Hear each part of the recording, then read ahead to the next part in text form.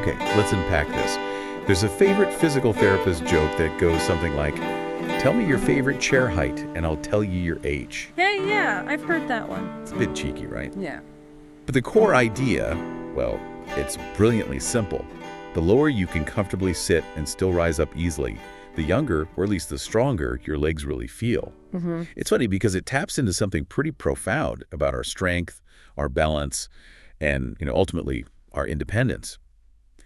And that, listeners, really sets the stage for our deep dive today. Perfect lead-in. We're going to zero in on the surprisingly powerful exercise right at the heart of that joke, the sit to stand. Our mission, really, based on the great sources you shared, is to unravel why this seemingly mundane everyday movement is such an absolute game changer for your physical well-being. You might rethink getting off the couch after this. It is truly fascinating, isn't it, how a movement we do, countless times a day, often without even thinking about it. Yeah, totally automatic. Right. How it isn't just a basic action, but actually a really robust indicator of functional strength and, like you said, independence. This deep dive, it's almost like a shortcut to understanding how something so fundamental holds such a critical key to, well, keeping your vitality and confidence. It's hidden in plain sight. Okay, so let's talk balance first. When most of us think about balance, we picture, standing perfectly still on one foot. Yeah, or walking a straight line, maybe. Exactly. We think static, precise control. But, our sources really highlight that real-world balance is far more dynamic. Absolutely. It's that fluid, often unconscious ability to stay steady while you're moving, bending down, reacting to, say, an uneven sidewalk, or just shifting your weight. It's constant adjustment. It really is the silent hero of just getting through the day. You've hit on such a crucial point there. If we trace this dynamic balance back to its roots, it fundamentally starts in your legs. Right. Think about your lower body, hips, thighs, knees, ankles, not just as limbs, but like the powerful root system of a tree. That's a great analogy. Yeah, without strong, responsive roots, the whole tree, your body, it just lacks that essential stability when life throws a curveball, like a gust of wind or uneven ground. It's the bedrock. And the consequences, if those roots weaken, they're pretty significant, according to the research. Oh, definitely. Like catching yourself after a stumble, that gets much harder. Yeah, your reaction time slows down. Right. Your muscles just don't have that quick power, that sort of shock absorption capability. So it's really no surprise then that falls become way more likely. And our sources are crystal clear. Weak legs are the #1 predictor of falls. It's stark, isn't it? It really is. And beyond the physical danger, there's that quieter loss. Everyday independence starts to fade. That's huge. Tasks you barely thought about, climbing stairs, getting out of a comfy chair, even carrying groceries, they become challenges. Which raises a really important point, going beyond just the physical mechanics. What do strong legs actually give you? Good question. It's definitely more than just physical stability. They give you, well, confidence, a real sense of capability. It's mental side. Exactly. And that confidence, it's wonderful. It actually reduces fear. The fear of falling, the fear of not coping. Right. And when that fear pulls back, you move more freely, more naturally. It literally opens up possibilities you might have started shutting down without even realizing it. Hesitation turns into, well, just doing. That's incredible. So it's not just muscle. It's about reclaiming that sense of agency. Okay, so given all that, what makes the sit to stand specifically such a unique powerhouse? Why this exercise? Excellent question. It really boils down to a few core things that make it so effective. First, its greatest strength. It mimics real life perfectly. Okay. We're not talking abstract gym moves here. Every time you get up from the dinner table, stand up from your armchair, get out of the car, use the toilet. You're doing it. You're doing a sit to stand. It's the ultimate stealth workout. You're building that foundational movement for independence without ever feeling like you're exercising. Turning gravity into your trainer. Pretty much. Second, it efficiently builds the right muscles. It targets that powerhouse trio for mobility, your quads, your glutes, and your core. The big ones. The essential engines for moving upright, for propulsion, for stability, and you're training them in the exact functional pattern you use all day long. Not just isolating one muscle. Precisely. Third, and this ties back to our balance discussion, it improves balance naturally. How so? Well, the very act of rising and lowering your body weight against gravity, it inherently requires and builds that fine-tuned control. Your body's constantly making tiny adjustments to keep you stable. Ah, Yeah. so it's challenging your balance system just by doing the movement. Exactly. It's like a built-in balance trainer. So it mimics daily life, hits the key muscles, and boosts balance naturally. That's quite the package. Absolutely. A triple threat, as you said. And there's more. Fourth, it's incredibly easy to adjust. Ah, adaptability. Key, crucial. For someone starting out or maybe recovering, use a taller chair, add a cushion. Reduces the range of motion, makes it easier. Okay. Want more challenge? Lower the chair. Take away the arm support. You could even add light weights eventually. It meets you where you are. Nice. Fifth, and maybe the most impactful benefit, it boosts independence. The stronger your sit to stand, the less help you need day to day. That's the core of it, really. Dignity, freedom. Exactly. And finally, number 6, it's accessible Okay. anywhere. All you need is a sturdy chair. No gym, no excuses. None. It removes almost every barrier to starting something truly transformative. That really paints a clear picture. It's not just an exercise, it's possibly the exercise for maintaining function. What really struck me from the sources is how ingrained it already is. You mentioned it, but it's worth hammering home. You're practicing this dozens, maybe hundreds of times a day without thinking training. Absolutely. Getting up from your work chair, standing from a park bench, using the toilet, which, let's be honest, is so critical for dignity and staying independent. Paramount. It's all sit to stand. Getting out of bed, climbing stairs, reaching into a low cupboard. Yeah. Same muscle, same basic move. Our sources make a really bold statement. If you want independence, you need sit to stand. It's that direct. It is. And what's even more compelling is that this isn't just an exercise, it's also a diagnostic tool, a functional test. Ah, right. The benchmarks. Exactly. Researchers have actually developed standardized sit-to-stand tests. They've set benchmarks for how many times adults living independently should be able to stand up and sit down in 30 seconds. Okay. And these vary a bit by age and gender, but they give a really good snapshot of functional strength. So what are those numbers? If someone tries this, what should they aim for? Well, it gives a practical gauge. For healthy adults in their 60s, getting around 16 to 17 repetitions in 30 seconds is pretty common, indicates good functional capacity. Okay, 16, 17 in the 60s. Right. By your 70s, maybe 13 to 14 reps is a solid benchmark. Still pretty good. Yeah.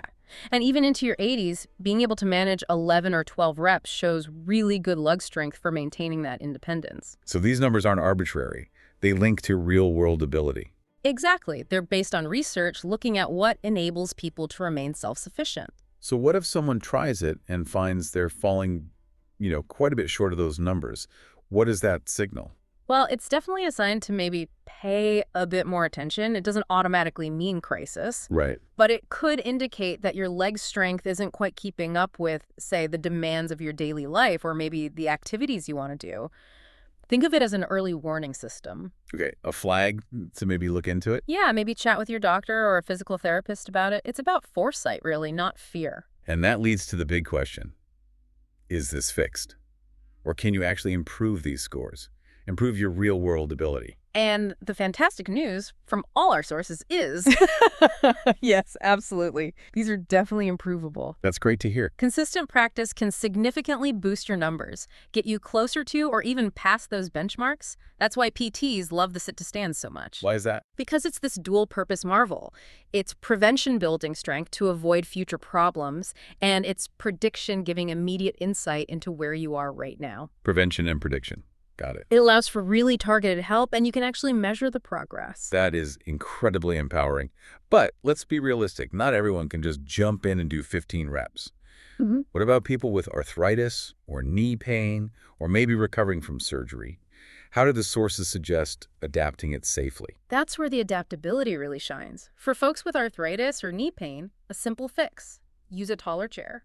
Makes sense. Less bending. Exactly. Or add a firm cushion. It just reduces the depth, less strain on the joints, makes it more comfortable. Okay.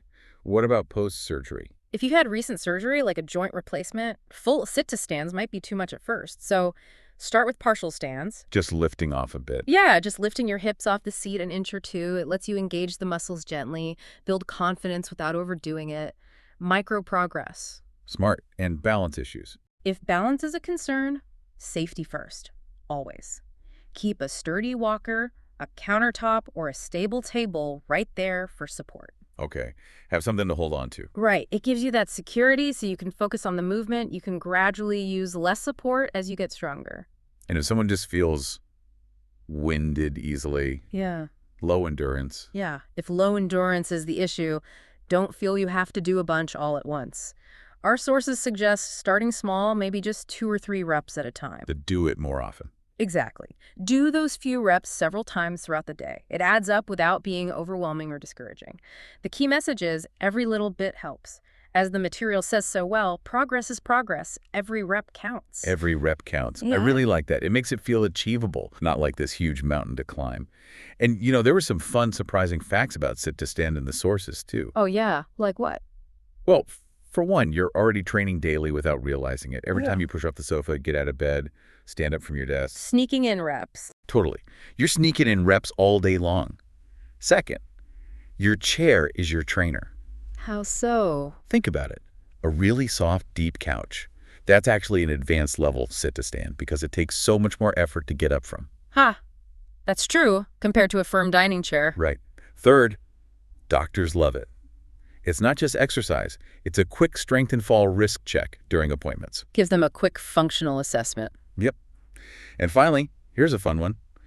It's a kind of party trick. Really? Yeah, try standing up from a really low stool or chair without using your arms at all. It's surprisingly tough.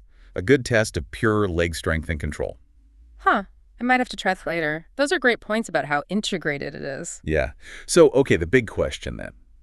Can just 30 seconds a day really make a meaningful difference? It sounds almost too good to be true. Our sources say emphatically, yes. It might sound minimal, but the cumulative effect of that consistent, brief, daily practice is pretty remarkable. Research and just practical experience show noticeable improvements in strength and how easy movement feels in as little as a month. That's incredibly motivating. A month for noticeable change. Yeah. That is motivating. Can you paint a picture of what that progress might look like week by week? Sure. In the first week or 2, you might feel some mild muscle soreness. That's normal. It means your muscles are adapting. Good sign then. Right. But more importantly, you'll probably start noticing the movement itself feels smoother, maybe less effortful. You might catch yourself using your arms less. Okay, subtle changes first. Then by week 3 or 4, the progress usually becomes more obvious. You'll likely find you can do more reps in that 30 seconds. Standing up from chairs during the day just feels easier, less of a thought. Less of a conscious effort. Exactly. And that improved efficiency often means you feel like you have more energy overall. Nice bonus. And then the payoff. After just 1 month, many people report significant gains like 10 to 20% in both strength and endurance. 10 to 20% in a month. That's huge. It really is. And it's not just numbers on a test. It translates directly into real life. Climbing stairs feels less taxing. Getting in and out of the car is easier. You feel steadier on your feet. That 10-20% is real, tangible freedom. Those real-world wins are everything. Okay, so let's talk safety. We've touched on adaptations, but what are the absolute non-negotiables for doing this safely, especially for beginners or those with health issues? Safety is absolutely key. First, always use a sturdy chair without wheels. No office chairs. Definitely not. Ideally, place it against a wall so it can't slide back.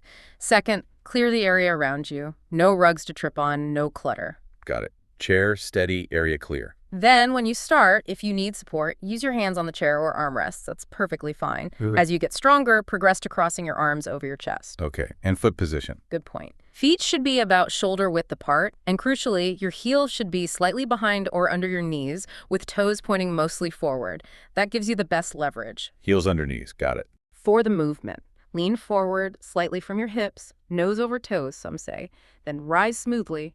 Don't jerk up. And coming down. Just as important, sit back down slowly with control. Resist the urge to just flop back into the chair. That's harder on your body. Control on the way down, too. Makes sense. And absolutely critical. Stop immediately if you feel any sharp pain, dizziness, or chest discomfort. This isn't no pain, no gain. Listen to your body. Okay. Start with just 30 seconds a day. Progress gradually. And if you know you're at high risk for falls, please have someone nearby when you start, just in case. And of course, the big disclaimer. Always, always check with your doctor or physical therapist before starting any new exercise like this, especially if you have heart conditions, significant joint pain, or recent surgery. They know your specific situation. That's really clear, thank you. Uh-huh. So the core message, really, from all this research seems to be, it's not about speed, not about pushing through pain, it's about consistency. Every single rep, even just a few a day, is a win. Exactly. A small victory towards confidence, towards independence. Which leads to the next logical question. How do we stick with it? Make it a habit, not just something we try for a week. Yeah, the sustainability piece. Our sources strongly suggest that community and shared goals can be really powerful. Don't feel like you have to do it alone. Make it social. Yes, try it with your spouse, a friend, maybe your kids or grandkids. Turn it into a fun, lighthearted challenge, maybe at a senior center, a church group. Or just between two friends. Absolutely. Make it a shared activity. Yeah. And definitely celebrate the small wins, getting one more rep this week than last week. That's genuinely something to be proud of. It builds momentum. That community aspect is powerful. Our sources even mention things like a 30 for 30 challenge, 30 seconds a day for 30 days. Right, those structural challenges can be great motivators. Yeah, they will track progress, stay accountable, and really build that momentum towards feeling stronger, steadier, and just more confident in general. So wrapping this up, what does this all mean for you listening? Well, this deep dive into the sit-to-stand, it's really shown that this simple, everyday move is actually a powerhouse exercise. It strengthens your legs efficiently, it dramatically improves your dynamic balance, and critically, it protects your independence. What's truly fascinating, I think, is realizing that every single sit-to-stand you do, it's not just movement. It's a tangible daily investment in your future self. That's a powerful way to put it. You're literally building the foundation to support your vitality, your freedom, your confidence for years to come. Our sources leave us with that strong reminder. Start today, wherever you are. And remember that joke we started with, the lower the chair you can rise from with ease, well, the younger and more capable your legs truly feel. It's a real measure of your strength. We really hope this deep dive has given you some aha moments, maybe a new appreciation for something you took for granted. What stands out most to you about the incredible, understated power of the sit-to-stand?